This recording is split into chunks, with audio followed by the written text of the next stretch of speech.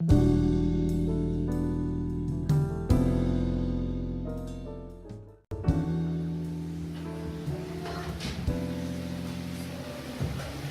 a Deus. Cumprimento os irmãos com a paz do Senhor Jesus. Amém? Amém. Muita alegria, irmãos. Muita alegria. Ficou pior. Nós estamos reunidos nesta noite a fim de prestarmos um culto de louvor e um culto de adoração, um culto racional ao nome do Senhor Jesus Cristo. Eu quero agradecer as amadas irmãs líderes da mocidade que nos fez o convite para aqui estarmos. Que Deus abençoe a vida dos obreiros dessa congregação, o nosso pastor, o anjo desta igreja. Que o Senhor venha abençoá-los nessa caminhada.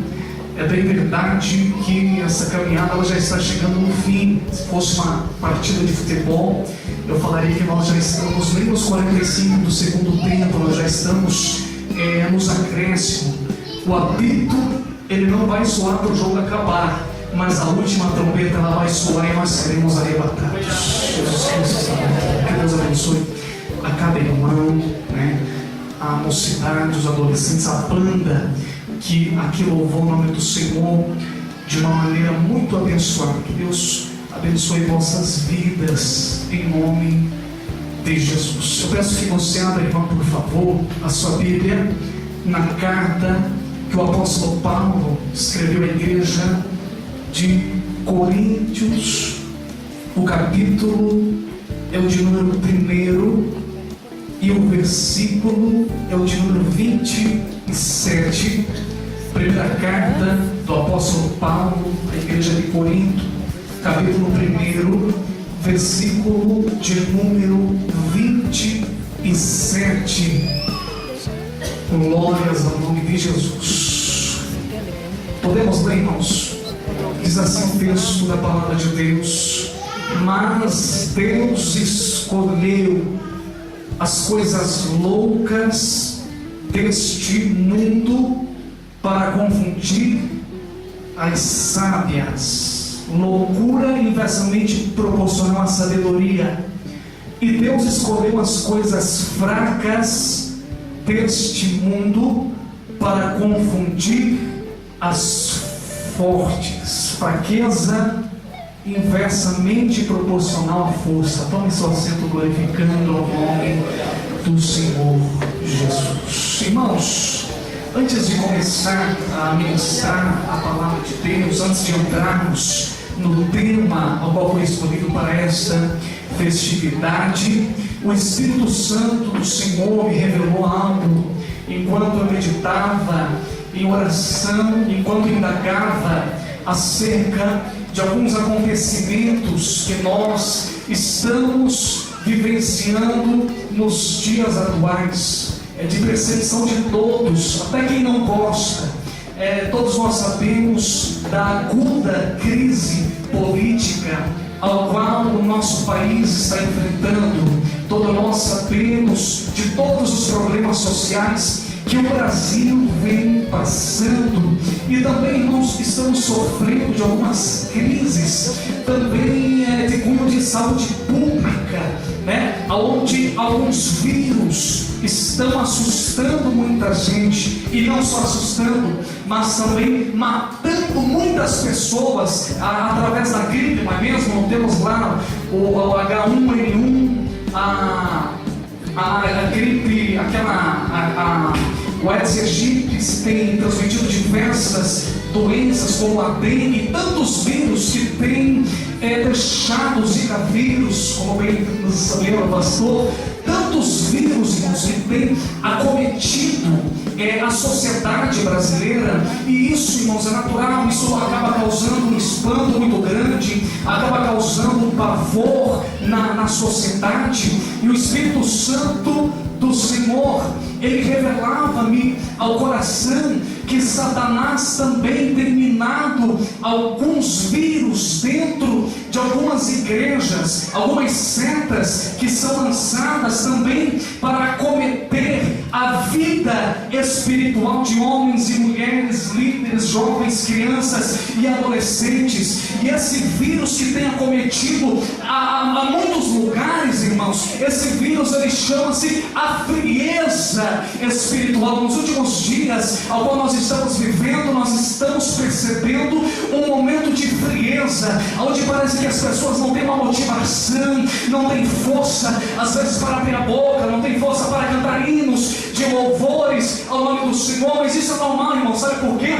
Todos esses vírus que eu falei para vocês, todos esses problemas que a sociedade ela vem enfrentando, tem uma razão. É porque a água ela fica parada, irmãos. E quando a água ela fica parada, ali pode se produzir diversos tipos de mosquitos e fazer com que as doenças sejam transmitidas na sociedade. Mas eu louvo a Deus, porque dentro da igreja a água ela não pode estar parada, porque o Espírito Santo de Deus ele move as águas, e aonde a água se move, o diabo não pode acometer.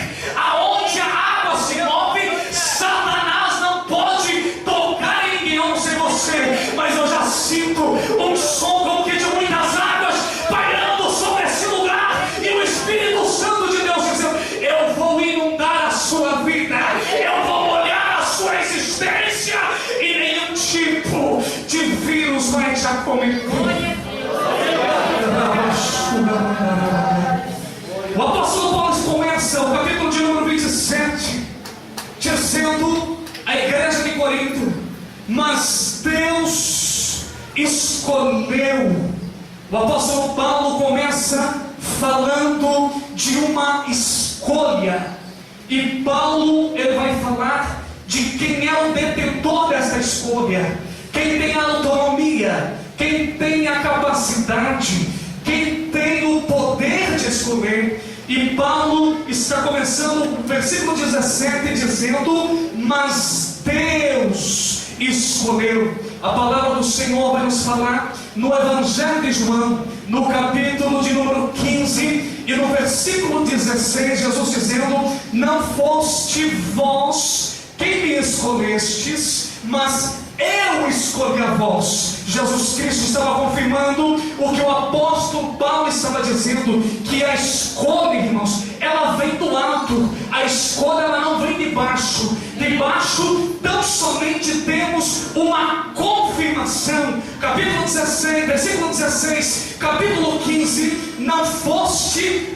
vós quem me escolhestes. Eu quero dizer para você, mocidade, eu quero dizer a você, irmão do ciclo de oração, eu quero dizer aos pastores e obreiros que estão na minha retaguarda: nós não estamos aqui nesta noite porque decidimos estar aqui. Eu não estou com o microfone na mão pregando a palavra porque assim eu quis pregar. Eu não estou aqui nesta noite, você também não está, louvando o nome do Senhor porque você decidiu: não, hoje eu vou lá na igreja, hoje eu vou louvar o nome do Senhor. Não, não, irmão, você está aqui porque muito antes de você nascer, Deus, usando da sua onisciência, ou seja, a sua capacidade de conhecer o futuro, Ele já estava enxergando você nesse lugar. Eu e você, nós não estamos aqui dentro porque nós somos melhores do que alguém que está jogado nas esquinas. Eu e você estamos aqui nesta noite não porque somos melhores do que alguém que está jogado lá na sarjeta. Eu e você não estamos aqui nesta noite porque nós temos alguma qualidade sobrenatural. Não, irmão, você está aqui tão somente porque Deus te escolheu. Você louva bonito, mas não é porque você tem um talento, é porque Deus te escolheu. Você tem uma chamada para pregar a palavra de Deus, quem sabe? Não é porque você quer, mas é porque Deus te escolheu. Ele deu um ministério nas suas mãos, não foi porque você quis, mas foi porque Ele te escolheu. Ele te deu uma família para você amar e cuidar, não foi porque você quis, mas porque Ele escolheu você, irmão. E quando Deus escolhe, Ele não precisa justificar para ninguém a sua escolha. Eu queria falar nessa noite de um homem ou uma mulher ao qual Deus escolhe. Se existe uma soberania na escolha, e essa escolha ela vem de Deus. Eu quero falar sobre homens que Deus escolheu. E eu quero começar falando sobre o menor. Eu quero falar de Davi. Porque você lembra o texto de Samuel, onde Deus manda o profeta ir até a casa de Jessé, o belemita, a fim de ungir um rei sobre o povo de Israel. E o texto vai nos dizer, irmão, que Jessé, ele vai apresentar aquilo que ele tinha de melhor. Jessé vai apresentar os seus 7 filhos. E o texto vai dizer que Samuel ele vai chegar, lembra até a presença de Jessé, e ali ele vai julgar quem poderia ser o ungido de Deus, quem poderia ser o homem que Deus iria usar, quem poderia ser o novo rei, o novo sacerdote da nação.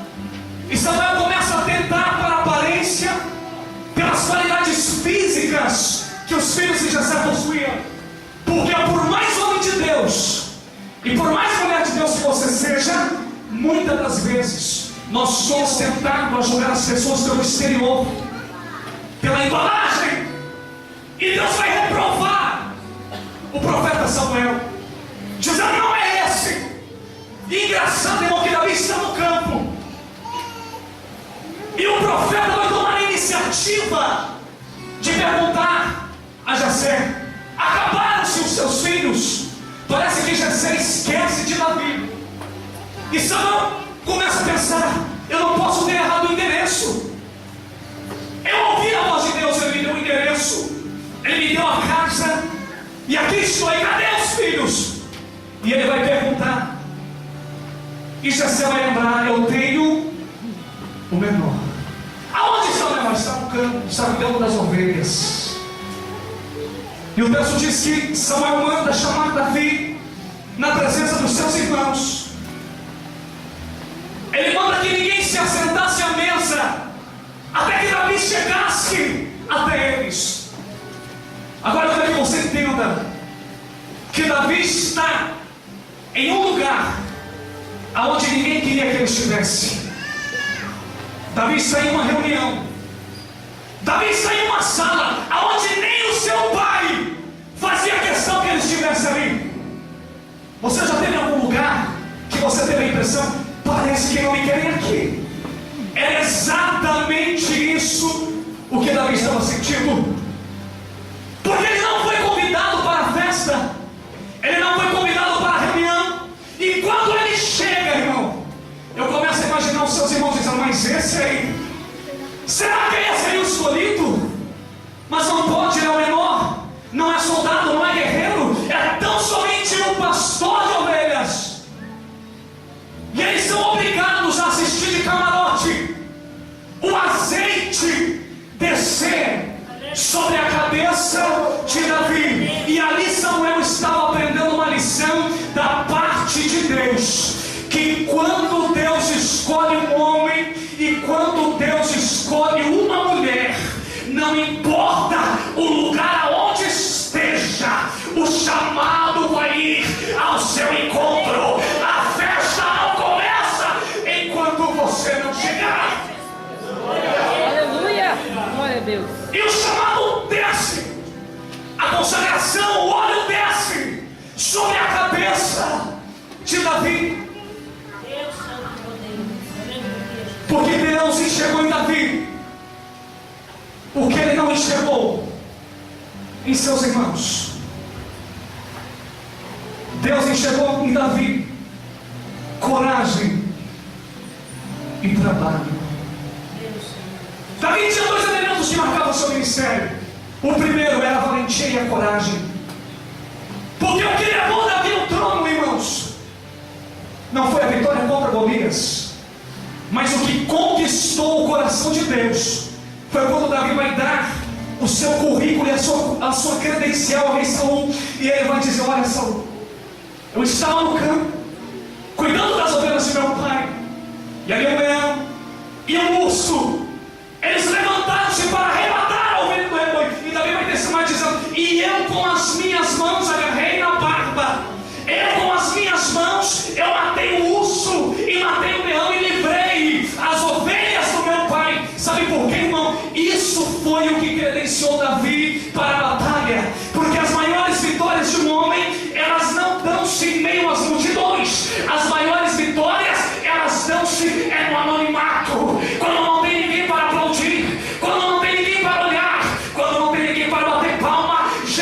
Cristo de Nazaré, ele está enxergando, e isso foi o que credenciou Davi para sentar ao trono de Israel.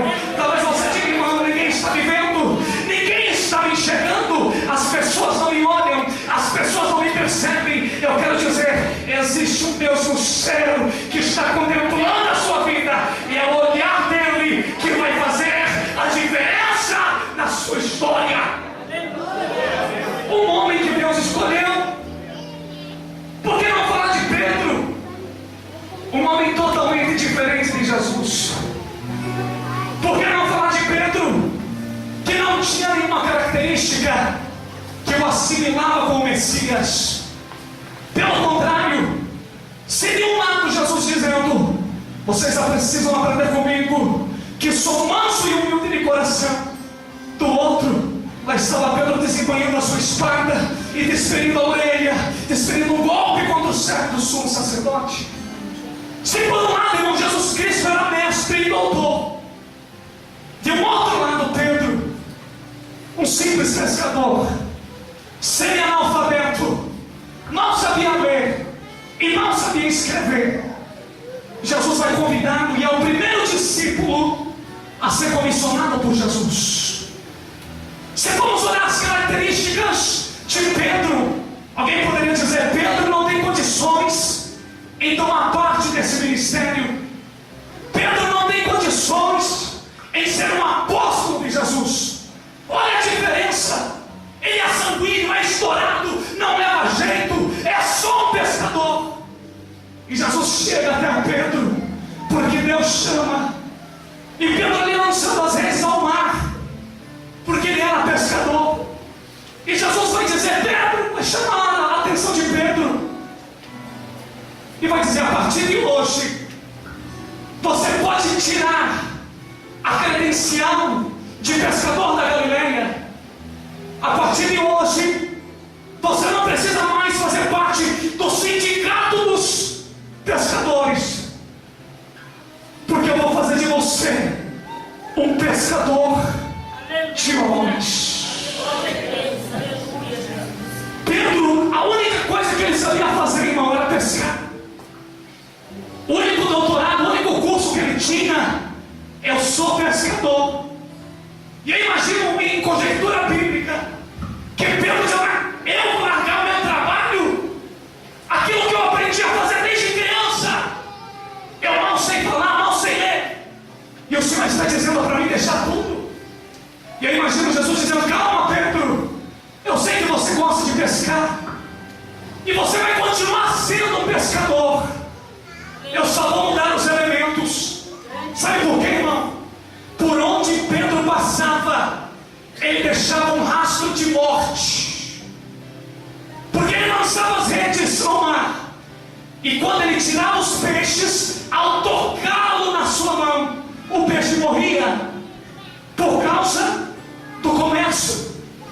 Ao tirar o peixe em vida da água, quando Pedro pegava, o peixe morria, porque ele precisava vender. E ninguém come peixe vivo, come peixe cru, mas vivo não. E Deus vai mudar os elementos. Esse rastro de morte vai mudar, Pedro, porque você pega peixes vivos, e quando chega nas suas mãos, ele morre. Você vai continuar sendo pescador, mas você será pescador de homens e não de peixe.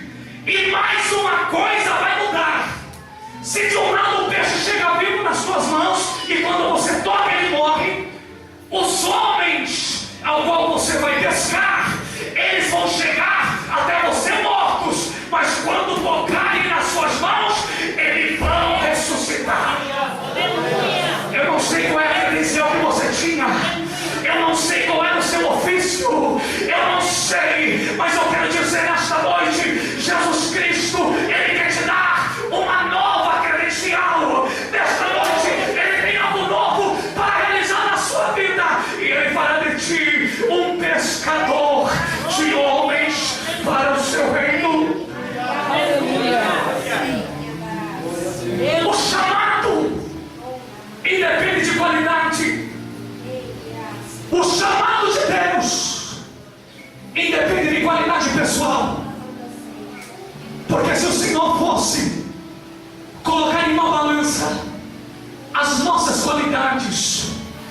nossos defeitos, pode ter certeza, irmão, o peso do defeito seria maior. Se Deus colocasse em uma balança os nossos méritos, você pode ter certeza que nós perderíamos. Mas quando Deus Ele nos chama, Ele manifesta sobre nós a sua graça. A graça, irmão, é um favor imerecido. O Senhor olha para nós e vê fraqueza, vê medo, vê pavores, vê falhas, vê pecados, vê transgressões, mas Ele diz: a minha graça é o suficiente. Oh Paulo, a minha graça, ela é o suficiente, porque o meu poder, ele se aperfeiçoa é na sua fraqueza.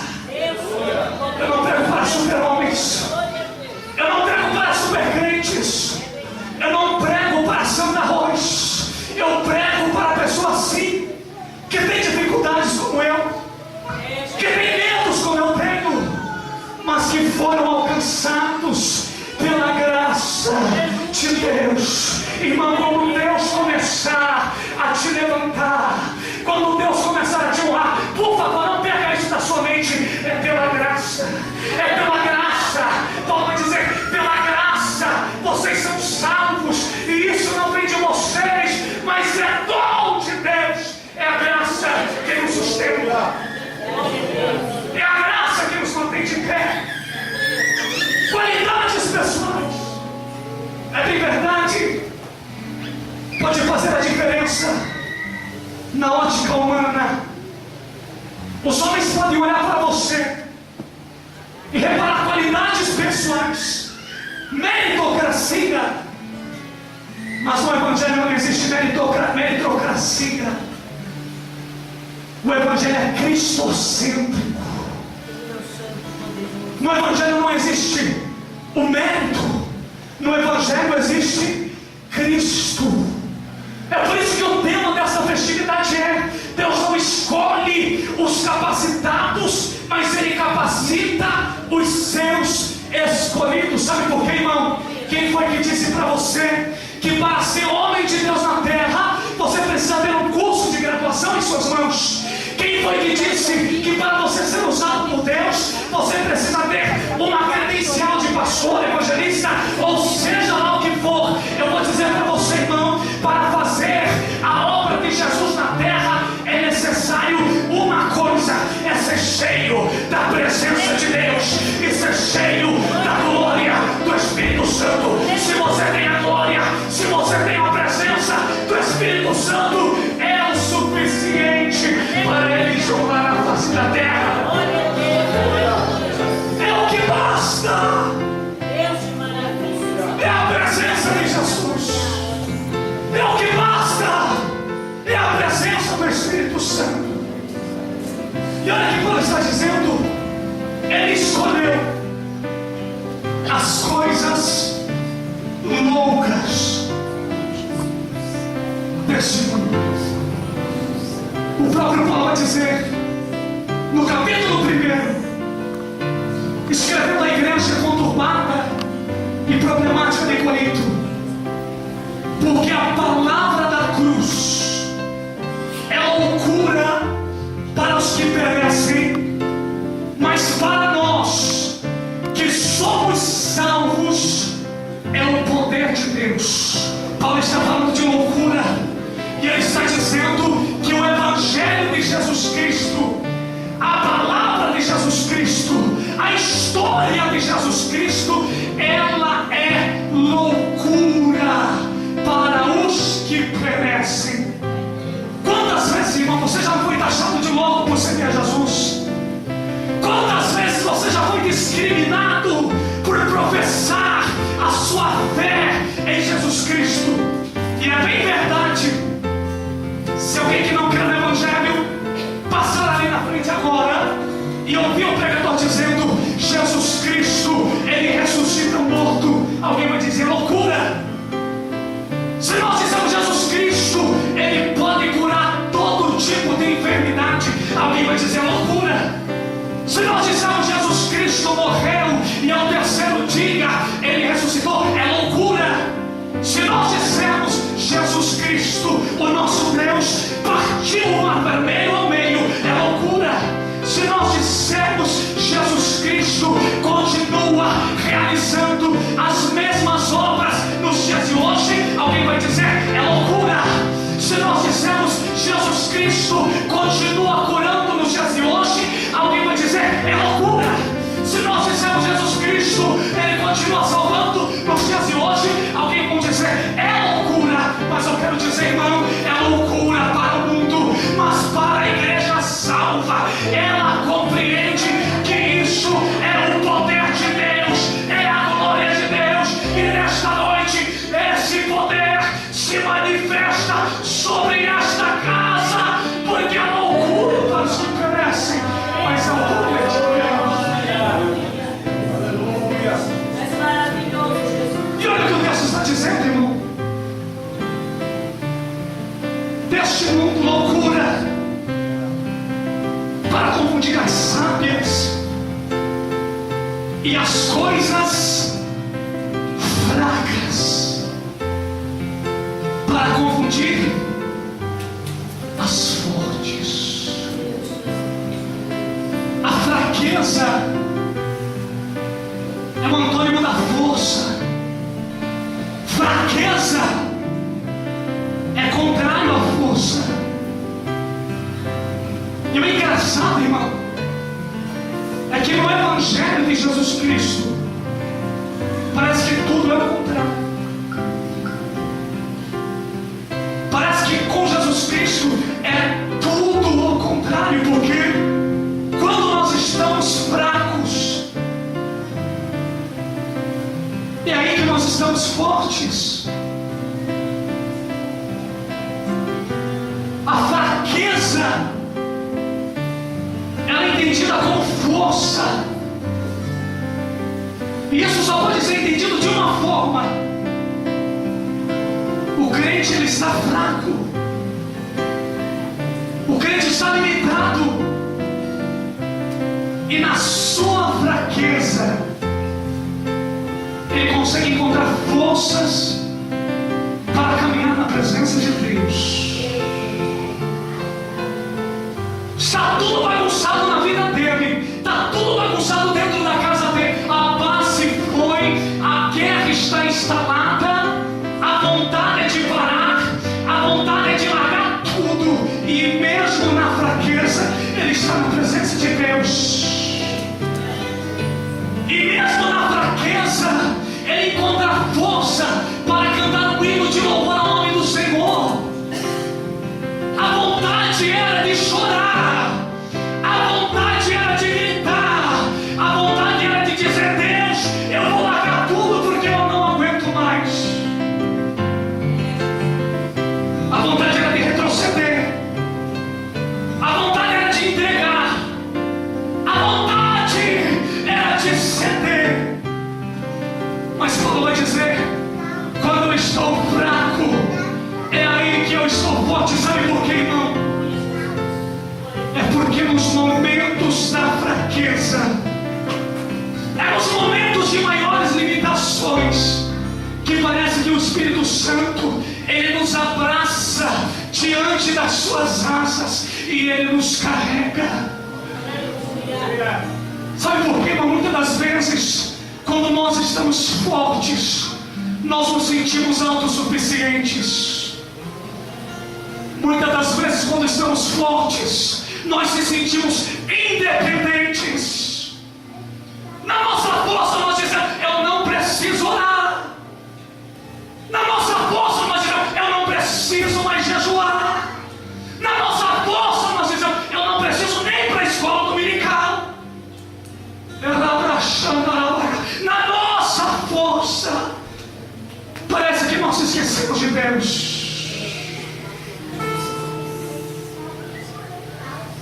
E Deus trabalha da seguinte forma, irmão.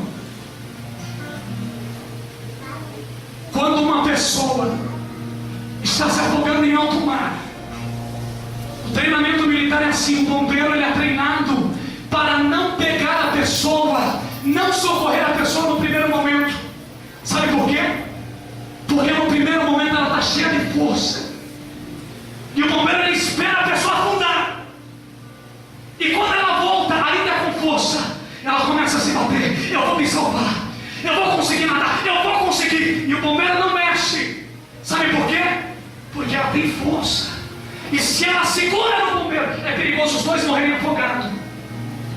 E na terceira vez que ela afunda, e quando ela sobe, agora ela já não se bate tanto. E aquele é o momento do bombeiro intervir. Sabe por quê? Agora ele está fraco. Agora não vai ter o perigo da pessoa agarrado. Agora não vai ter o perigo de os dois se afogarem. E Deus age da mesma maneira. Eu estou forte, eu estou conseguindo, eu vou estar sozinho. Não, eu não vou orar. Não, eu vou ficar do jeito que eu estou. Deus deixa. Deus deixa. Mas quando está se afogando, as forças acabaram. Aí Jesus se manifesta.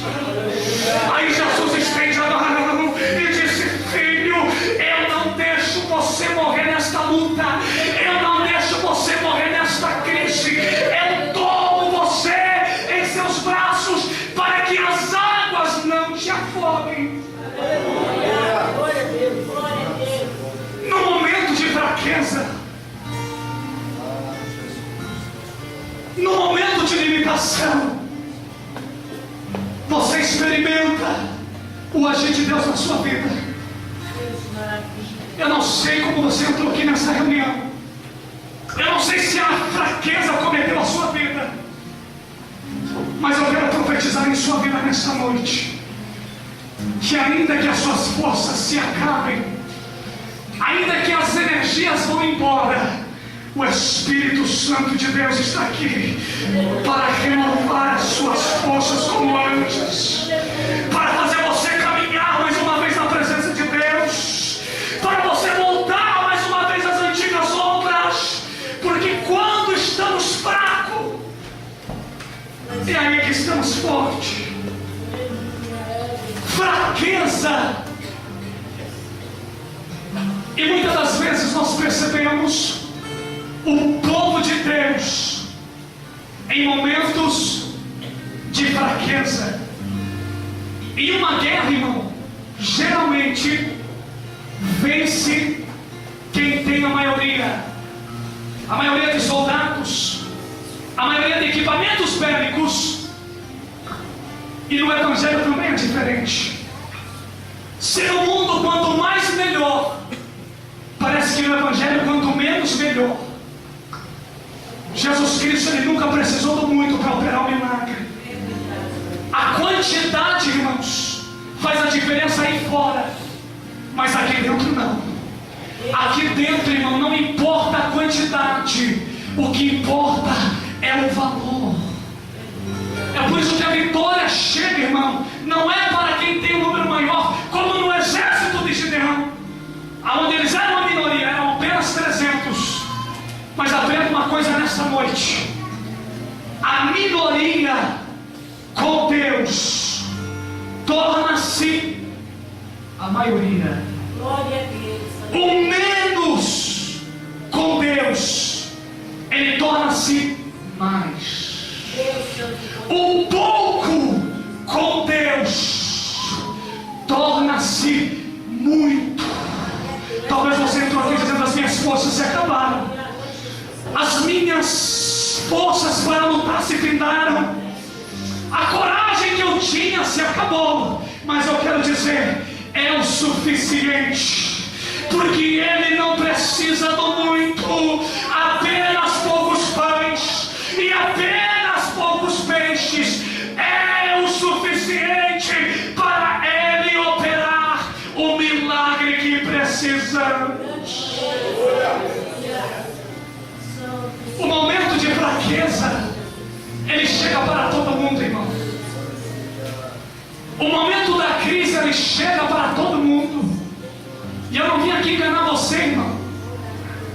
Eu não vim aqui dizer que todo dia você vai estar pelos altos montes morando. Eu não vim pregar um evangelho de 1,99 que diz que você não vai ter crise. Eu não vim pregar um evangelho que diz que você não vai sofrer. Eu não vim pregar um evangelho que diz que tudo vai ser um mar de rosas na sua vida. Eu vim lembrar você: vai ter aflição, vai ter crise, vai ter um momento que as forças vão embora. Mas eu vim alguém te dizer algo de Deus nesta noite, só existe uma maneira de Satanás triunfar contra a igreja: é contar amor. É se você desistir, é se você abandonar, é se você largar, é se você retroceder, é se você parar. Porque se você continuar, não existe capeta, não existe obra forjada contra a sua vida que possa te deter. Porque maior é o que está conosco do que o que está lá fora. Só existe uma maneira de perdermos: é a desistência. E olha que Paulo continua dizendo, e ele faz isso como um motivo para confundir as fortes. Olha o termo que Paulo vai usar: confundir, confusão, desentendimento,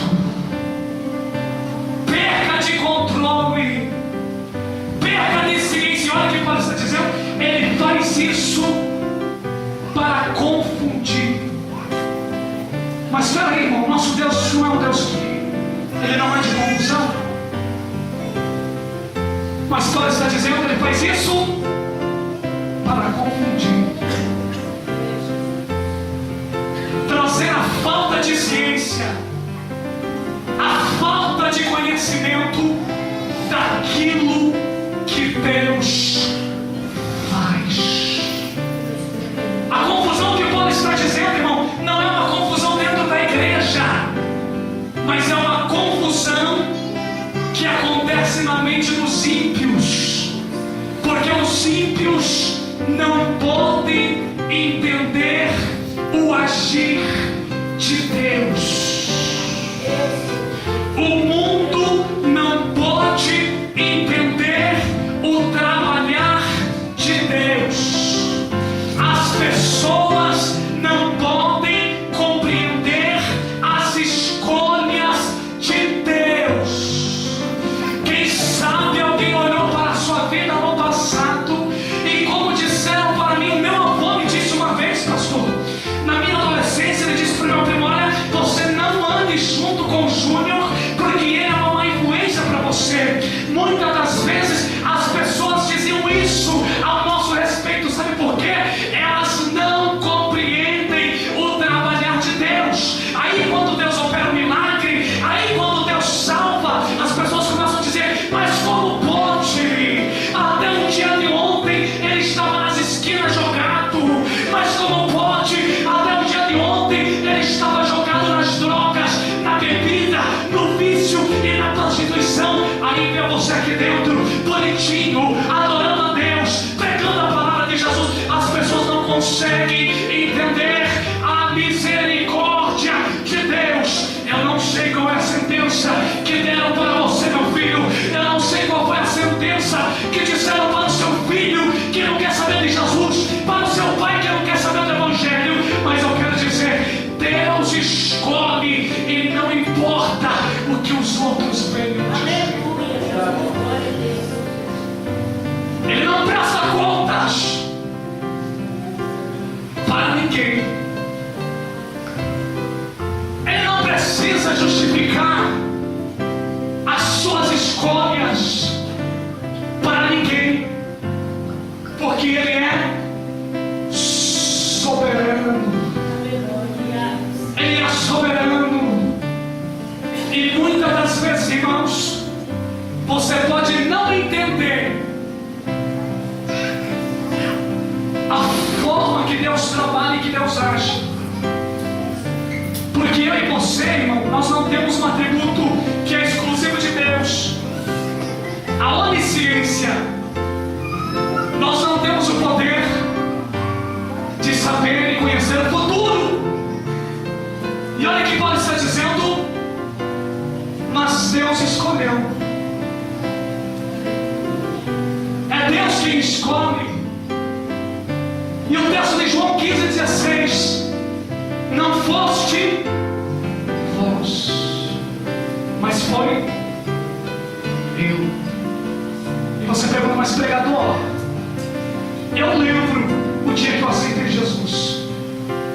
Pregador, eu lembro do apelo, eu lembro que eu fui para frente aceitando a Jesus. Mas olha o que ele está dizendo em João: não foste vós, mas fui eu. Olha a ciência de Deus atuando, irmão. O poder de conhecer o futuro. Olha o texto de João está dizendo: não é o homem que aceita Jesus, mas é Jesus que aceita o homem. Não é você, mas fui eu. Mas eu fui para frente, eu disse que sim. Mas antes disso, a sua história já estava escrita no livro dele. Ele já sabia.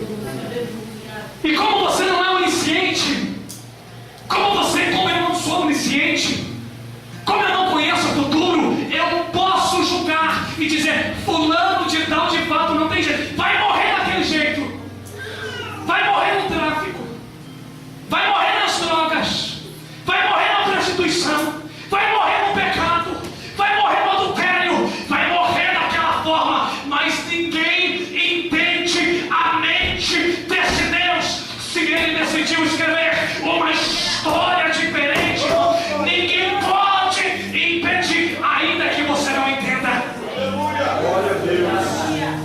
ainda que você não compreenda. E não é para compreender mesmo, e não é para entender mesmo. Porque quem foi que disse que tudo a respeito de Deus nós precisamos entender? Quem foi que disse que nós temos o dever de entender tudo? É lógico que não. Eu tenho alguns amigos teólogos que literalmente eles quase saem no tapa em questões de teologia, porque querem entender o que é incompreensível, querem entender aquilo que não é para entender. Sabe por quê? Porque se nós entendêssemos tudo a respeito de Deus, ele não seria Deus, seria algo interpretável. Podemos entender tudo, mas a grandeza de Deus, o poder de Deus são imensuráveis.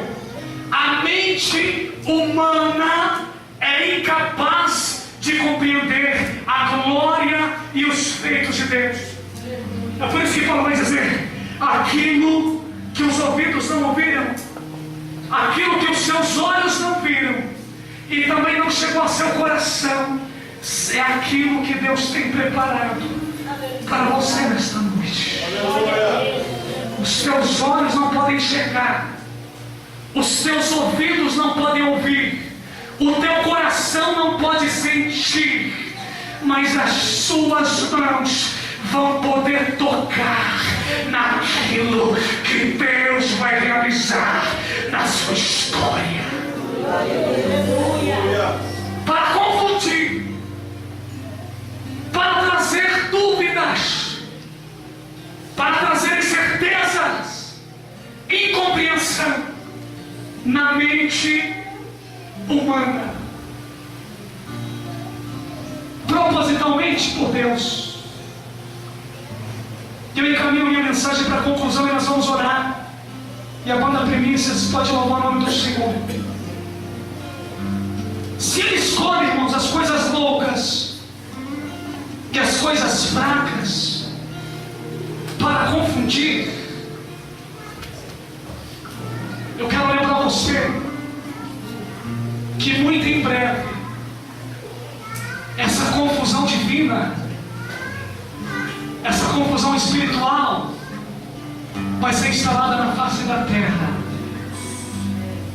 Uma confusão advinda da parte de Deus vai tomar a mente de homens na face da terra. Sabe por quê? Porque a igreja de Jesus Cristo, a igreja do Senhor Jesus, ela vai ser arrancada daqui por ocasião do arrebatamento. E uma confusão tão grande vai se instalar que muitos vão dizer: certamente alguns marcianos levaram. E muita mente vai tentar explicar o que houve.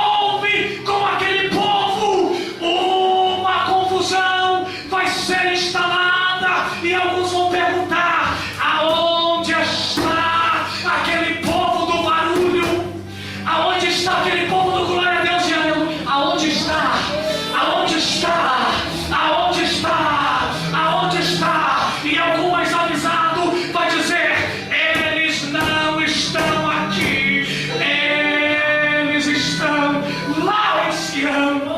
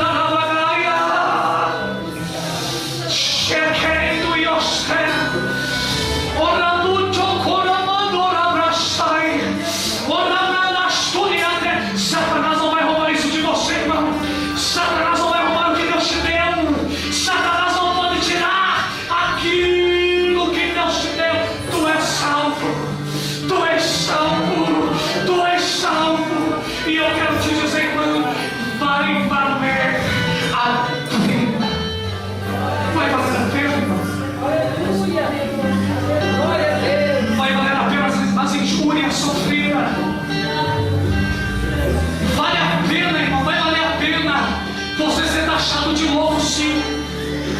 Vale a pena perder amigos, perder prestígios.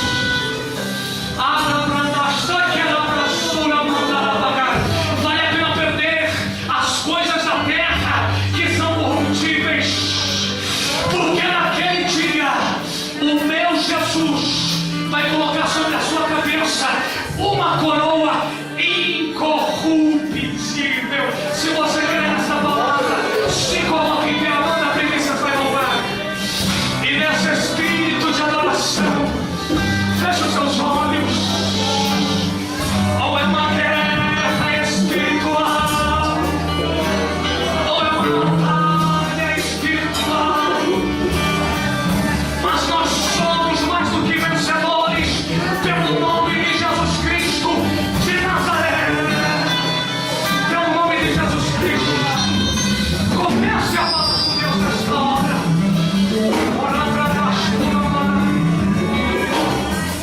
Chega que ela brava e a decadência.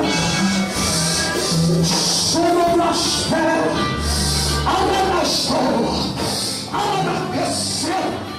Recebam o som de Deus agora.